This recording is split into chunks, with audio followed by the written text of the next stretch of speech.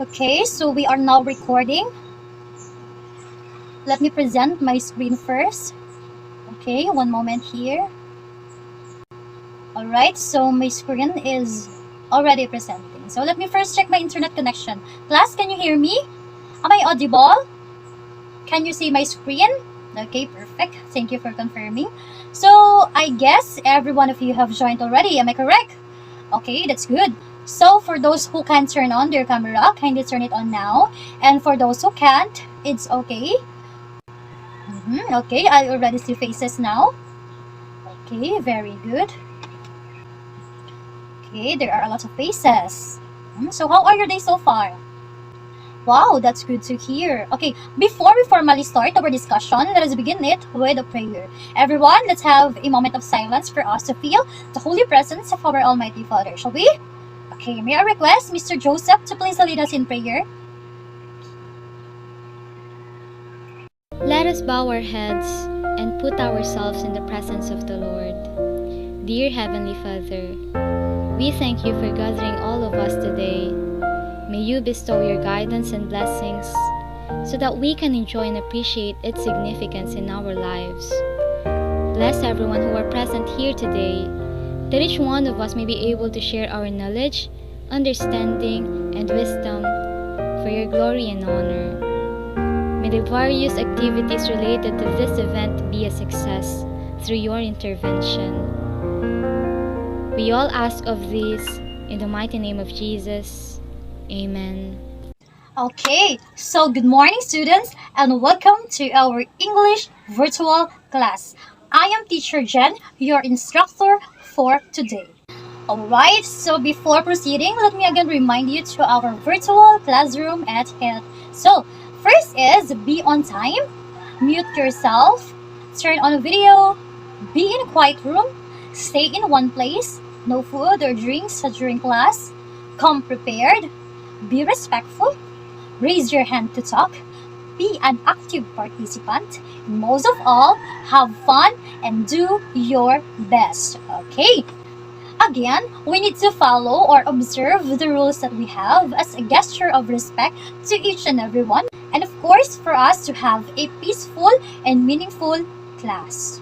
Alright, so this time, I will going to check your attendance and I want you all to unmute yourselves, and when I call your name, say present, and for those opened camera, kindly raise your hand the moment I call your name. Are we clear? Okay, so let's proceed. Mr. Chua. Okay, very good. Mr. Ace. Okay, present. Mr. Joseph. Okay, very good. Mr. John. Okay, very good. Miss Cathy. Is Miss Cathy around? Okay, very good. Miss Diala. Okay, present. Miss Rose. Okay, present. Miss Wilmarie. Present, very good. Miss Kathleen. Okay, very good. And Miss Michelle? Okay, very good. Wow, I am amazed with your attendance today, students. It seems that all of you are present. Okay, let's move on. By the way, who among you here remember the lesson that we had yesterday? Yes, Mr. John. Okay, very good. It is all about a fact and opinion. What is again a fact, Miss Diala? Okay, very good. A fact is a statement that can be tested by experimentation, observation, research, and shown to be true or untrue. Now, what again an opinion, Miss Wilmarie? Okay, very good. An opinion is a person's belief, feelings, or a judgment about something about that particular thing. And it is subjective, meaning it is value judgment and it cannot be proven. Very good. Now, who can give me an example of a fact? Yes, Mr. Joseph. Okay, very good. Your heart pumps the blood through your body is an example of a fact. What else? Yes, Miss Kathleen. Okay, very good. The leaves of a growing plants are usually color green. That is an example of a fact. Now, who can give me an example of opinion? Yes, Miss Diala. Okay, very good. The ice cream tastes delicious and is an example of opinion. What else? Yes, Mr. Ace. Okay, very good. Blackpink is the best K-pop group. So those are example of an opinion. So again, fact relies on observation or research, while an opinion is based on a person's assumption. So let's proceed. I guess you are now ready to learn another lesson. Am I correct? Alright, but before that, let's have first a drill. So now, I will going to read a short stories. And what you're going to do is to make an inference from the story I have read, but with a twist. I will going to give or mention a letter. And all you have to do is to name a place with the same initial to the letter I have give. For example, letter D.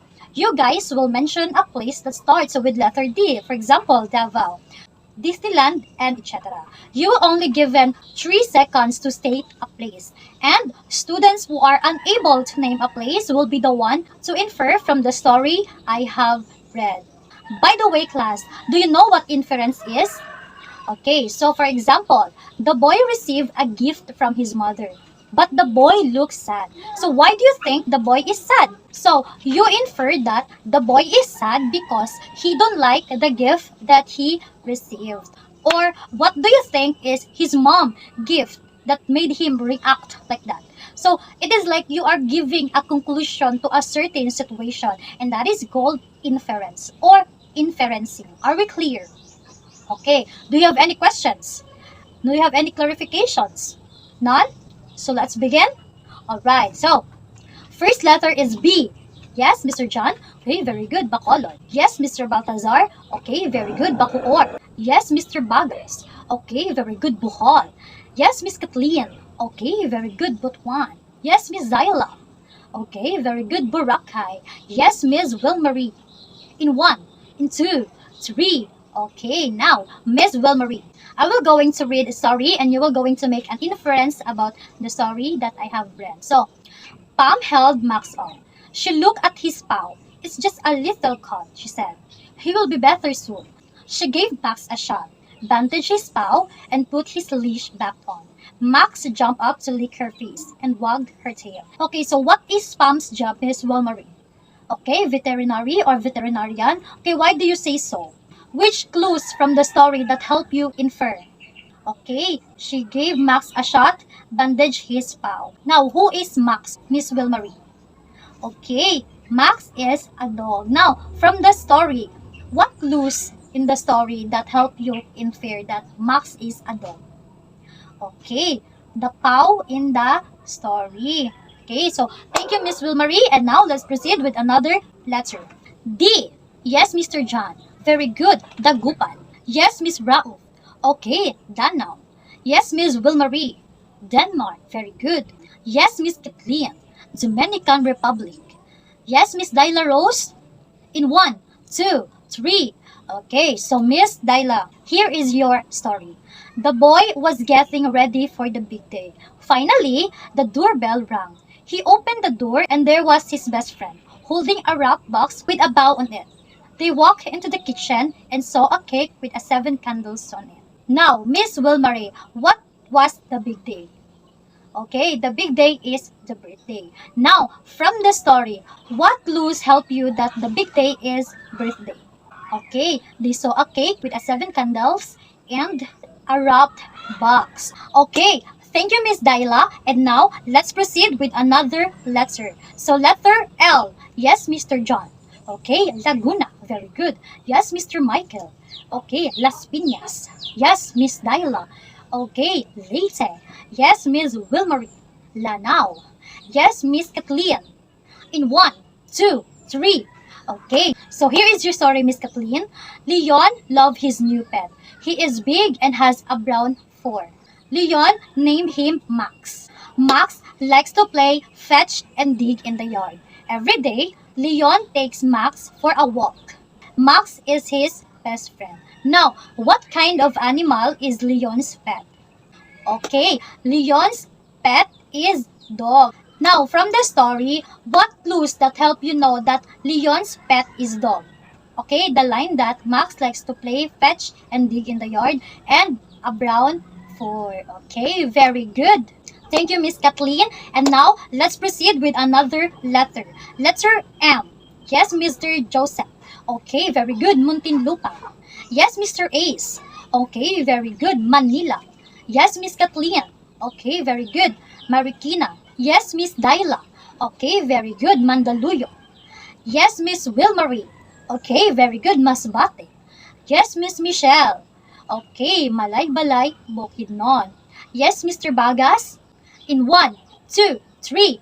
Okay, so Mr. Bagas, here is your story. Jill and Beth want to see a movie. They go to get a ticket. They buy a snack. They sit down and see the movie. They smile and laugh. When they go, Jill steps on a pink thing. It is sticky and it will not get off. It is yuck. Okay, so why do you think Jill stepped on? Okay, she slept on some gum. So what clues in the story that help you infer that she slept on some gum? It is sticky and it will not get off. Okay, thank you, Mr. Bagas. And that's all for our first activity. Are you guys having fun? Alright, that's good to hear. So, let's proceed with another activity. This time, students, I will present a short inspirational speech and I want you all to read it silently. You will be given 5 minutes to read and understand the given speech and prepare for an oral recitation after. Are we clear? Good. So, you may now begin reading. Okay, your time is up. And now, I will call a name. Miss Daila, what is the message of the speech that you have read?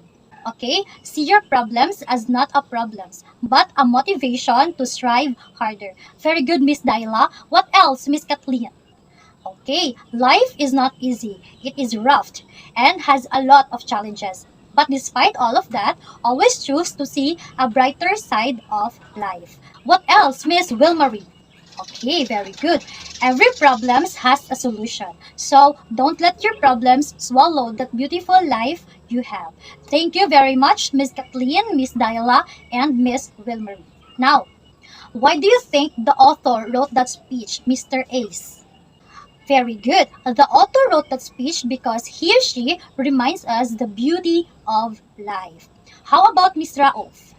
Okay, the author wrote that speech because she wants us to consider a problem not a problem or a hindrance, but instead look at it as a goal or a motivation to do more and become more. What else, Mr. Joseph? Okay, thank you, Mr. Joseph. Failure is a part of life. When we encounter failure, that means we are trying, and if we are trying, there is a possibility that we will able to reach our goals in life. Now, what lesson did you gain from reading it? Yes, Miss Laila.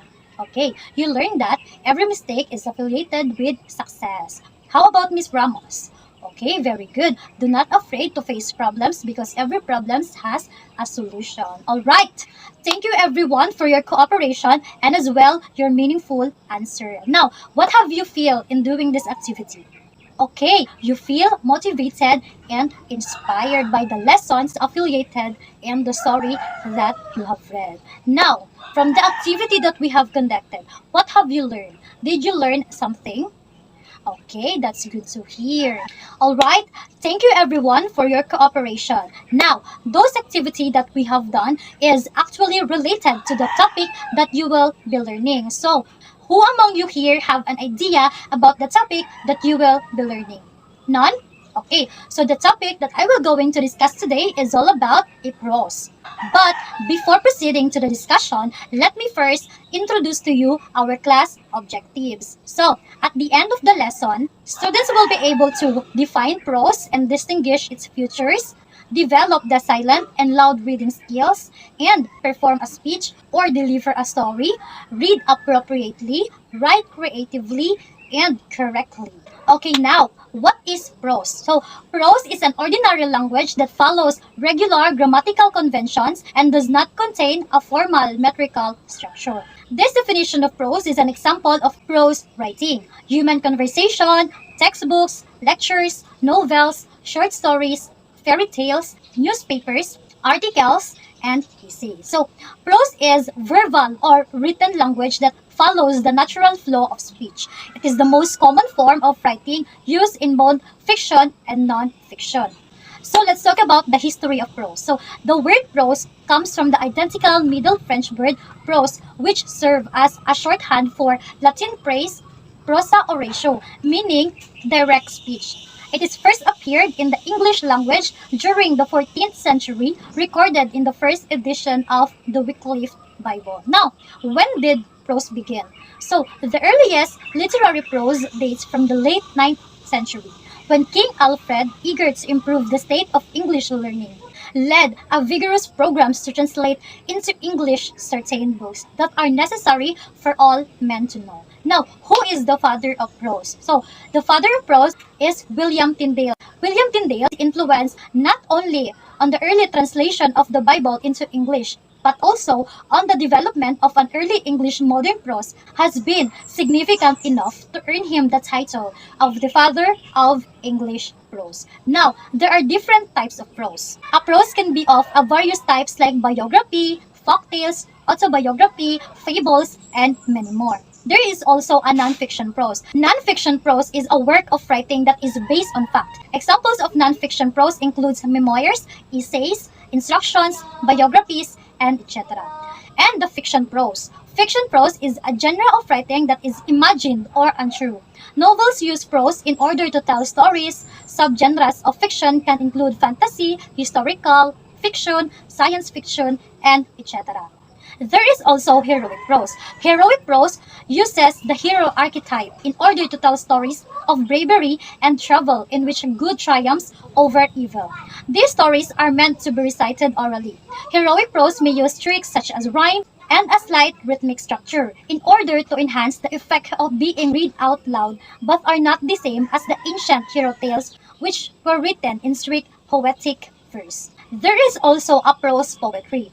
Prose poetry uses a certain poetic qualities in order to add a lyrical or aesthetic value to the writing. However, it stops short of any regular or strict metered form. This style of writing creates bolder emotion effects and often relies on metaphors and imagery in order to create similar reactions in the readers that poetry would, while still maintaining the prose style. Now, what are the features of prose? So, the elements of prose are character, plot, setting, theme, and style. All of these five elements, character is the who, plot is the what, setting is the where and when, theme is the why, and style is the how of a story. Those are the features of a prose. Now, let's talk about the function of a prose. So, the function of the prose is that it used when the writer wants to tell a story in a straightforward manner. It should be used when the writer wants their writing to resemble everyday speech. So, prose provides a loose structure for writers which offers freedom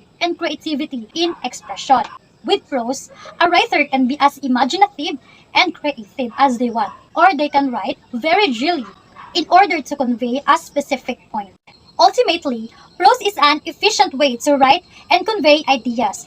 And that is the reason why news reporters and journalists write in a prose, because they can clearly express details, key facts, and updates in a way that is accessible to all. If everything was written in poetry or verse, there might be some conflicts in how news and important messages were spread. So why is prose important? In literature, the basic purpose of prose in writing is to convey an idea, deliver information, or tell a story.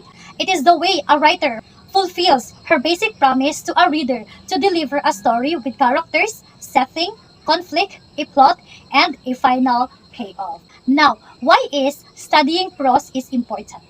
Studying prose is important because they provide us with more than the immediate interest of narrative of something happening, and more than the pleasure of imagination. They enlarge our understanding of ourselves and deepen our appreciation of life. Now, do you understand the prose? Do you have any clarifications? Okay, none? So, let's move on. Okay, now, I will going to read a short inspirational speech, and I want you to observe because later on, you will going to read it one by one. Okay, so let me read it first. Future self. I want you to be different than yourself now, but not the same as everyone else you see. Tell yourself to be better, but not because you want to be better than someone else. Mold into your own shape, but not in the same mold everyone else uses to. Aim in the direction that your path follows, but not what your friends follow. Allow yourself to have a setbacks, but do not be scared of what set you back in the first place. See the same goal that I have today, but not in the same spot that I'm looking at it from now. I want to recognize you, but do not feel as if I am looking in a mirror once again. I know you will be humble, but not crumble under the pressure that your past self has put on you. You will thrive at your own pace as a winner of your own race, but not win to gain glory or fame. I will see you, but not physically or in present time. In that time, you will exceed what I have dreamed for years. But do not forget me, because I am where you started, and the voice of encouragement in your ears. So now, I have finished the model reading, and now you will going to read it aloud one by one, because I will going to correct any mistake in terms of pronunciation, fluency, tone of your voice, and etc. Okay, so let's start with Miss Daila. Okay, so let's listen with Miss Daila. Miss Daila, I have observed that you read it so fast. Kindly read it slow, and the tone of your voice is not appropriate to what you have read. Okay, so read it again. Okay, that's correct. Miss Daila, if you see a comma, please stop for a while and then continue reading. Okay? Okay. Miss Daila, it is not pronounced as setbacks, but setbacks. Okay? Setbacks. Okay, very good. So, thank you, Miss Daila, for your participation. And now, let's proceed to Miss Kathleen. Okay, Miss Kathleen, slow your voice, the same as like Miss Daila. Very good. Miss Kathleen, the correct pronunciation of that is thrive, not drive. Are we clear? Okay, very good. Okay, thank you, Miss Kathleen, for that wonderful reading. Alright, thank you everyone for your participation to our model reading and loud reading. So, did you understand what prose is? Okay, very good. Then, let's test your understanding. So, let's have this activity, shall we? Okay, now, as you can see in your screen, there is a poem, right?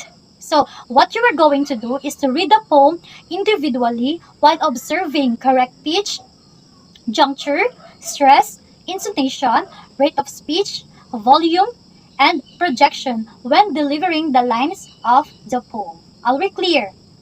Right, now, let's begin with Miss Kim. Okay, thank you, Miss Kim. Let's give a round of applause to Miss Kim. It was perfectly present. Now, let's have Miss Daila. Okay, thank you, Miss Daila. It is well present with a minimal error. Okay, now, let's proceed with Miss Kathleen. Okay, thank you, Miss Kathleen. There are somehow problem on the volume or the tone of your voice, but overall, it was good. So now, thank you again, everyone, for your cooperation. So at this moment, I will going to cater all your questions and clarifications about the lessons that we have. Any questions? Is there any clarifications? None? So, since no one is asking a questions, then I believe that you all truly understand the lesson that I have discussed. Am I correct? Okay, now, since you said that you understand the lesson, then I will going to ask a question individually. So, let's begin it with Mr. John. What again prose, Mr. John? Okay, very good. A prose is an ordinary language that follows regular grammatical conventions and does not contain a formal metrical structure. Very good. Now, Miss Wilmarie, who is the father of prose? Okay, that's great. William Tyndale is the father of prose. Now, Miss Michelle, can you give me at least one type of a prose? Very good. Non-fiction prose. What else? Yes, Miss Daila. Fiction prose. What else? Yes, Miss Kathleen. Heroic prose. Very good. Yes, Miss Kim. Prose poetry. Very good. Alright, great job everyone. So again, prose is the style of a writing that does not use a metered format like poetry does, and it is more closely resembles normal patterns of speech with normal grammatical structures such as full sentences and paragraphs. So I guess you guys are now well knowledgeable about the topic that we have tackled. I will going to give you another activity to test your understanding. So to evaluate your understanding, I want you to answer the given question on the screen. Okay, so all you have to do is to read carefully the given statement and write your answer in a clean sheet of paper. I will give you 5 minutes to answer this activity. Okay? So your time starts now. So time is up. Just set aside first your activity because later on you will going to submit that. Now, before we end this discussion, let's go back first with our class objectives to see if we met the objectives that we had. So class, can you define prose and distinguish its features? Great. Now, is your silent and loud reading skills developed? Okay, very good. Can you class perform a speech or deliver a story? Read appropriately, write creatively, and correctly. Can you? Okay, that's good to hear. So now, since it is weekend, I will going to give you an assignment. So for your assignment, I want you to retell a story while recording yourself. So as you can see in your screen, there is a short story. And I want you all to read and understand it. After that, record yourselves while retelling the story without any handouts. Are we clear? Okay.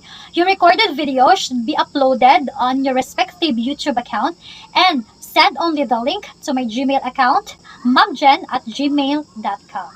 By the way, you can access this story on our group chat later because I will going to send it.